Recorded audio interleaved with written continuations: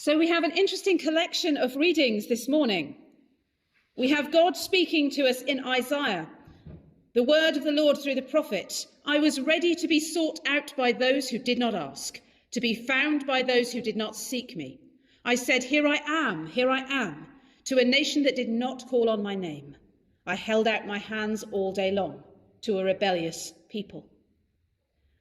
We have in our letter from St. Paul to the Galatians this image of before the coming of faith, we were imprisoned and guarded under the law. But now we are justified by faith. We are clothed with Christ. And then that marvellous verse, there is no longer Jew or Greek, no longer slave or free, no longer male or female, for you are all one in Christ Jesus. That breaking of the dividing walls, that breaking of the barriers between people. All one in Christ Jesus. And then we have our gospel reading. A reading about a restoration of someone who is about as distant from the community he came from as it is possible for a person to get. And so you can see the emerging theme here, can't you? That we have a God who inhabits the edges and the margins, perhaps far more than those who sit in the middle are comfortable with. That we have a God who is not willing to treat people as disposable. That we have a God who loves, values, includes those who we might decide to hate, devalue, and exclude. And so at the heart of the gospel, at the heart of the message that we are called upon to preach, is that everyone belongs, is that everyone is loved, is that every life has value. And sometimes I struggle with tears as I read the absolute rage and the absolute love in the book of Isaiah. We have a God who loves so deeply and so strongly that he feels absolute consuming rage at the things people do to each other, at the ways people treat each other. These people who are saying on the one hand, we are so holy, we are too holy for you, and on the other hand doing these abominable and dreadful things, as though the Lord's not paying attention, as though God's not watching. And isn't that true of people in public life today? I name no particular names. Lord knows I don't need to, do I? There are enough examples from every walk of life of people who on the one hand are too good for this and too good for that, and very quick to point the finger at others. If we look into the sphere of politics, for example, politics is terribly good at two things: telling you what's wrong so that you get all wound up and angry about it or afraid of it, and then telling you who to blame and setting you after them like a pack of dogs. And for a time, that kind of behaviour can make human beings feel better, because at the end of the day, if it didn't work, politicians wouldn't do it, would they? Leaders wouldn't do it, would they? And throughout history, leaders of people in times of crisis have employed this age-old strategy. Let's find a scapegoat, let's find someone to blame, let's put all our troubles on the shoulders of this group or this person or this set of beliefs or whatever, and then let's drive it out collectively, and we can feel good for a while that we've dealt with the problem. And of course, when the problem pops up again, because the problem, whatever it is deeply rooted in human nature, well, we just find another group or another person whose fault it can be. Now, we have a bit of a game in my household. We have a bit of a game, bit of a cynical game. We designate a person on any given day whose fault things can be. It's a joke. We don't mean it seriously. But for that day, everything's that person's fault. You can't find your keys, it's their fault. Dinner burns, it's their fault. It rains, it's their fault. It's a joke. We do it deliberately to defuse something that is deep in human nature, which is this capacity we have that seems infinite to blame each other and push each other away. And those that it's most comfortable to blame perhaps are those who are different to us. Different colour, different belief system, different lifestyle, different gender, different age. I had a conversation with a group of teenagers a few years ago in my previous parish, and it really opened my eyes because they said, do you know what? We can't get together with our friends on a street corner without someone saying we're thugs. People cross the street to avoid us. But if you've got a group of pensioners on the corner of the street, everyone smiles and waves. Why is that? Do we have to wait to get old before people will be glad to see us? And do you know what? They had a point. They weren't doing anything. They were standing there on a sunny afternoon having a drink, having a conversation. And purely because of their age, people were scowling at them and avoiding them. Is it any wonder teenagers seek out-of-the-way places to get together? They had a fair point. We are terribly good, aren't we, at blaming others and pushing them aside. And God is terribly good at bringing those others that we blame and push aside and putting them right in the middle of things. Because, you see, it's not good enough for God for us to simply shove our problems out the way. God deals with those problems. And the ultimate example of what we do to each other happens to Jesus in the Gospels. So we have Jesus who is doing no worse than simply going around and healing people. But at the time when Jesus was living, certain groups of people were excluded because the law said they were unclean.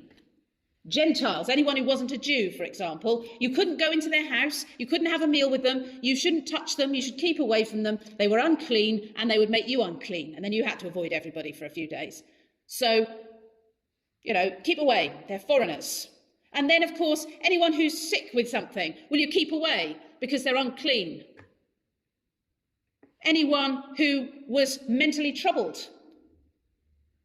keep away, they're unclean. People with leprosy, keep away, unclean. And a lot of that was because they didn't have the medicine to deal with these things. And there were some really sensible rules about not getting near someone who's got something that you might catch. Otherwise, the whole community might die of a disease. So it's rooted in really good common sense. But it had become this oppressive and horrible thing, whereby people were being blamed for their sickness. And there was this belief that if you were well and healthy and rich and your life was good, then you must be living a good life because God was blessing you and rewarding you. And therefore, correspondingly, if you were sick or suffering or poor, you must somehow deserve it. You must somehow deserve it.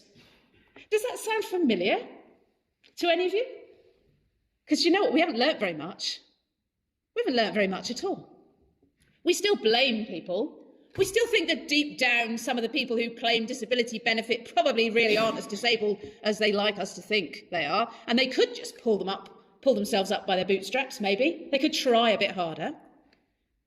We look at the poor and we say, it's because they don't know how to cook anymore. It's because they've forgotten how, people don't know how to budget anymore.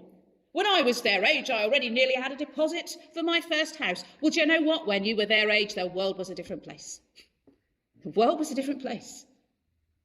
People's earnings were different relative to what things cost. The economic climate was completely different. Possibilities were different. The amount of housing per capita was different. The world was a different place than it is now for our young people and our 20-year-olds and our 30-year-olds and our 40-year-olds. And so it's terribly easy to say, they're suffering, they're struggling, they're poor, they're sick, because they somehow deserve it. Do you know why we need to believe that? We need to believe that in order to feel safe. Because otherwise, if we believe that sickness and poverty can happen to anyone, then we have to believe they could happen to us. And nobody really wants to think that. We don't want to think that, do we? That this could be us. That they're really just like us. That something as slender as a bit of paper separates them from us. We say, those of us who work for the food bank, that anyone is only 3 months' wages away from needing a food parcel. That those who are on the receiving end of food parcels could, given the right set of circumstances, be any of us. We're only a few disasters away from needing a great deal of help ourselves. And so we can't really stand in judgment over others. And so Jesus goes around healing and loving and bringing into the centre those who've been excluded. At the time of Jesus, the law of the Lord had had so many additions and revisions and bits added to it. And most of them, and I'm talking about additions in their hundreds, most of them targeted women. Most of them were misogynistic, were anti-women. And Jesus brings women into the centre, and he teaches women, and he spends time with women at a time when those things would have got him into deep, deep trouble with the religious authorities. And then he goes into Jerusalem, not on a war horse, not to overthrow the Romans, but on a donkey. And people shout out praises because they're overjoyed to see this one who loves and who brings people together and who teaches people how to live the kind of holiness that doesn't bash other people over the head, the kind of holiness that doesn't make others miserable, the kind of holiness that does not need to step on someone else in order to raise its head. And the religious leaders tell everyone to be quiet. Jesus, tell your disciples to be quiet because otherwise we'll have trouble. And there is this moment of dark unity between the religious leaders and the Roman rulers, who both have their own reasons for wanting to get rid of Jesus, because he's stirring people up, he's giving people hope, and the last thing you want an oppressed people to have is hope, because if they have hope, they start believing that they are worth better than what they're getting. If you give an oppressed people hope, they lift their heads up, and then they start noticing that they're oppressed, and then they start doing something about it.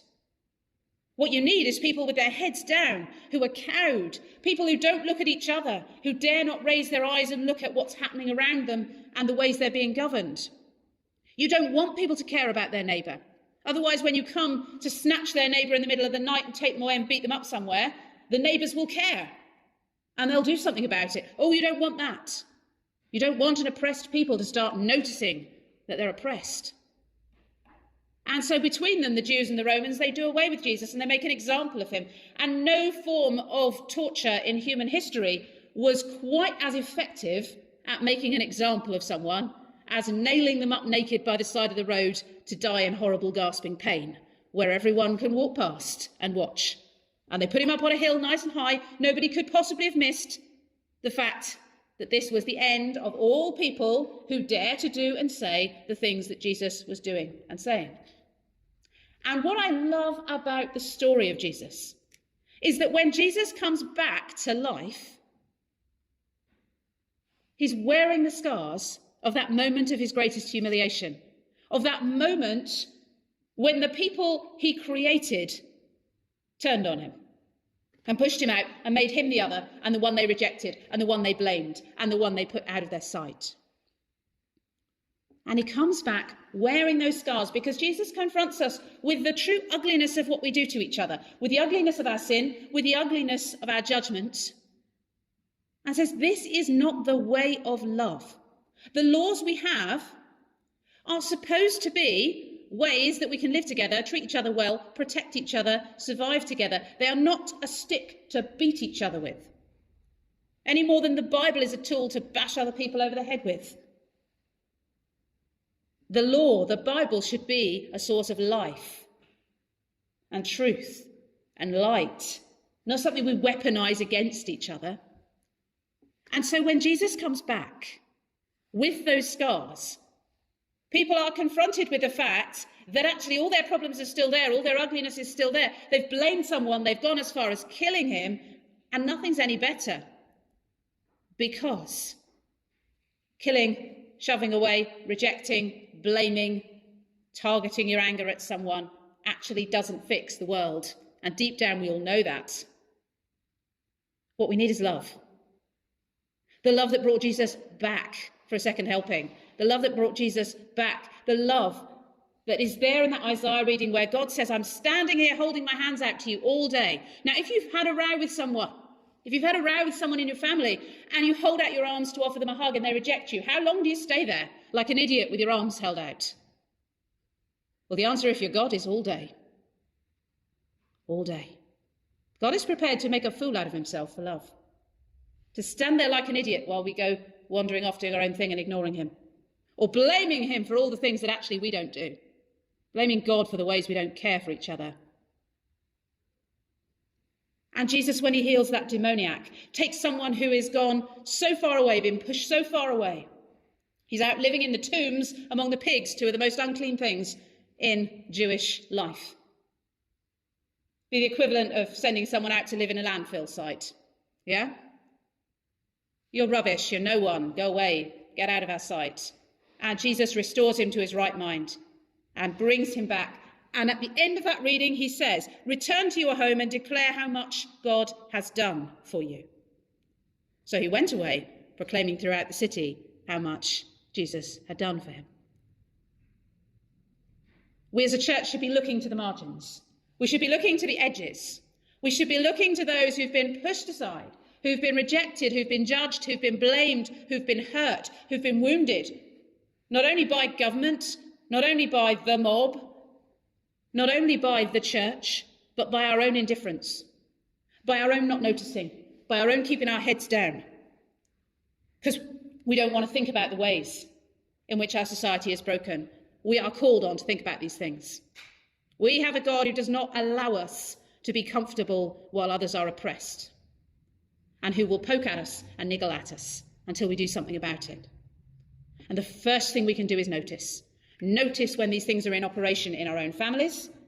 There's usually one member of the family who always gets all the disapproval or the blame. They're late for everything. They never do their part. Life's always been easier for them than it has for the rest of us. There's always someone, isn't there, in the family that we blame. There's always someone in a friendship group. We can, comfort ourselves with the knowledge we're better than they are. At least I'm not as bad as. Yeah, you're nodding, because you know what I'm talking about. We all do it, and we all shouldn't, because we are all sinners in need of grace. And along with that mindset, and this is my last point, and I want you to take this one away with you and let it burrow into your heart. If we operate that system with other people, we live our whole lives in fear, because deep down we know that we're awful. We know that we're flawed. We know that we're sinful. We know that we're terrible. And if we operate that push-away blame system, then we live deep down with a terrible fear that if everybody only knew what was inside us, we'd be the ones pushed away and blamed and rejected. And the Bible tells us perfect love casts out fear. We can live in fear, or we can live in love. It's a choice. We can be like God and stand there like idiots with our arms held out to people who reject us and mock us and don't recognise the love that we're offering. I'd rather be a fool than an oppressor, wouldn't you? So open your eyes this week to the news and to the dynamics in your own relationships. And instead of this blame game, let's be those who offer love, understanding and grace. Because the Lord knows the world needs it. The Lord knows we need it. Amen.